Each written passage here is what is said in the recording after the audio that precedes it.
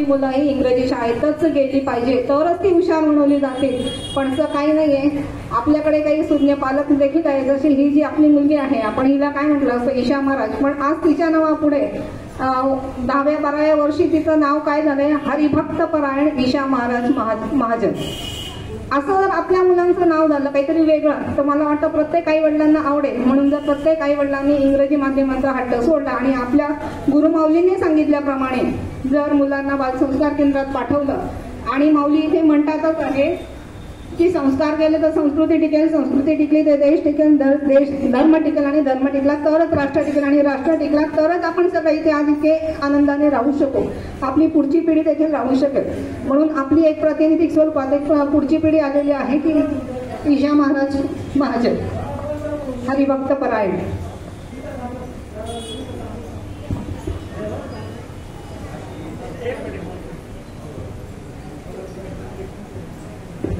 गुरुर्ब्रह्मा गुरुर्विष्णू गुरुर्देवो महेश्वरा गुरुर् साक्षात् परब्रह्म तस्मै श्री गुरुवे नमः.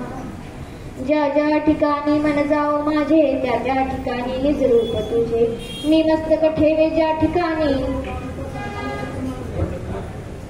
ज्या ज्या ठिकाणी मी मस्तक ठेवे ज्या ठिकाणी, तेथे सद्गुरु तुझे पाय दोन्ही. सडंग श्री स्वामी समर्थ. आज मला 2 शब्द बोलण्याची इथं केंद्रामध्ये जी संधी दिली, कुठं तरी लिहिलेलं आहे की time and tide wait for none. याचा अर्थ असा की वेळ आणि संधी कोणासाठी थांबत नाही. म्हणून आजची जी महत्भाग्याची वेळ मला केंद्रातर्फे प्राप्त झाली, त्याच्यासाठी मी सर्वांचे मनापूर्वक आभार मानते.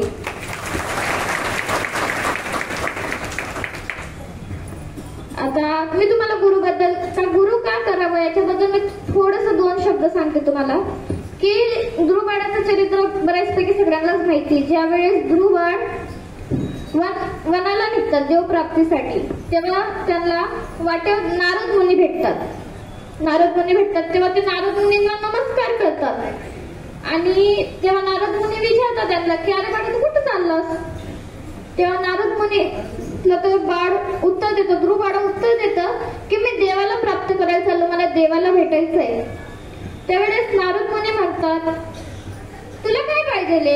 तो म्हणे नाही मला देवाला भेटायचंय. तो म्हणे तुला, नारद मुनी म्हणाले तुला काय पाहिजे. नारद मुनीला माहिती असते की त्याला त्याच्या वडिलांच्या मांडीवरून उठवून दिलं, तुला ती मांडी पाहिजे का, तर मी तुला मांडी देतो, ती राज्य गादी देतो. पण ध्रुवबाळ म्हणाला नाही मला देवाशीच भेटायचंय. तेव्हा नारद मुनीला कळालं की हा खरंच फक्त याला खरंच देवाशी भेटायचंय.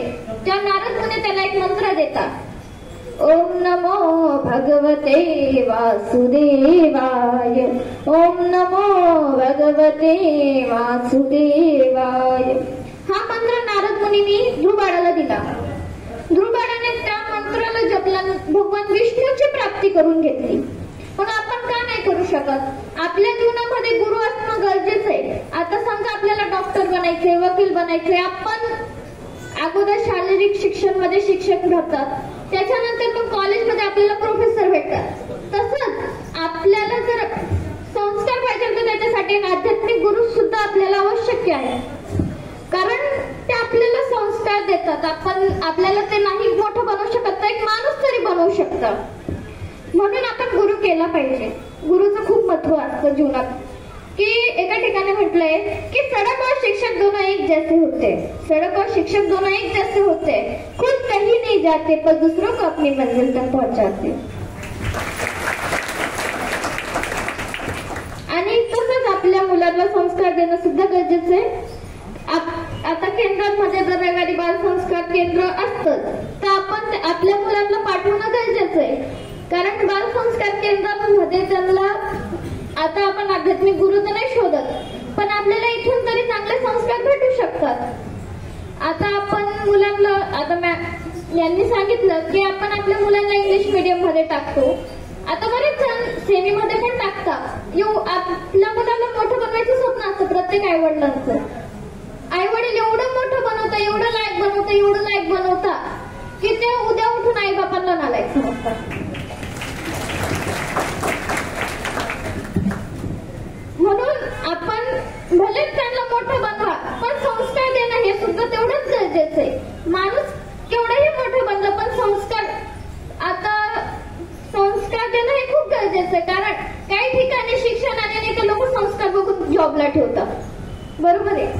ना, म्हणून संस्कार देणं हे सुद्धा गरजेचं आहे. आणि संस्कार का द्यायला पाहिजेत, कारण पुढे चालून आपले पोरं कुठं ना कुठं काहीतरी कमी राहून जाते त्यांच्यामध्ये. आपल्याला संस्कार देणं खूप गरजेचं आहे. जेवढं गुरुचं महत्व आहे तेवढं संस्काराचं सुद्धा महत्व आहे. जेवढं संस्काराचं आहे तेवढं गुरुचं पण. आणि आपण आपल्या मुलांना कोणाचा त्याच्या मित्राचा बर्थडे राहतो तिथं जाऊन सोडतो, कोणाच्या लग्नामध्ये जायचं राहतं तिथे घेऊन जातो, काही पार्टी फंक्शन राहिलं तिथे बी घेऊन जातो. पण आता आई वडिलांचं एवढे बी घेऊन चालले की मुलांना इथं सोडून द्यायला सुद्धा त्यांना वेळ राहते. आता ज्या वेळेस गुरुगाड्याची आई त्याला उपदेश करते, पण आताची आई काय उपदेश करता, धर गो हा मोबाईल धर, मला जरा शांती लागू दे, जाय भाऊ तू खेळायला जा, मला शांती लागू दे. पण असं नाही की थोडा वेळ आपण आपल्या मुलांना काही गोष्ट सांगू. ज्या शिवाजी महाराजांना त्यांच्या आईंनी रामायण महाभारत सांगितलं, पण आताच्या आई डायरेक्ट मोबाईल देऊन देतात. पण त्या मोबाईल मध्ये काय बघता, कामाचं बघता का, नाही ते रील्स वगैरे ते काय पबजी बिबजी खेळत बसता. पण आपण आपल्या मुलांना काय शिकवायला पाहिजे हे आपल्याला कळायला पाहिजे. याच्यामध्ये मुलांची सुद्धा चुकी की ज्या ठिकाणी आई वडील संस्कार देतात पण मुलांना घेता येत नाही. एका तुकाराम महाराजांचा एक अभंग आहे की आपुलिया हिता जो असे जागता, धन्य माता पिता तयाची या, कुडी कन्या पुत्र होती जे सात्विक, तयाचा हरिक वाटे देवा, गीता भागवत करीती श्रवण, अखंड चिंतन विठोबाचे, तुका म्हणे माझं घडो त्यांची सेवा, परी माझ्या देवा. कारण आहे की आई वडील म्हणजे आपल्या हिताने आपल्या आई वडिलांना सुद्धा धन्यता मिळते. आणि आपल्या आई वडिलांचे संस्कार आपल्याला घेता यायला पाहिजे, ज्याने की आपले मुलं सात्विक घडतात आणि त्यांचा आनंद सुद्धा देवाला वाटतो. आपण फक्त प्रल्हादाचं चरित्र तर सगळ्यांनाच माहितीये ना, सगळ्यांना फक्त प्रल्हादाचं चरित्र. तर त्याच्यामध्ये त्यांनी एवढी भक्ती केली की त्याच्यासाठी स्वतः देव आले. मग आपल्या मुलांना आपण असे संस्कार द्यायचे.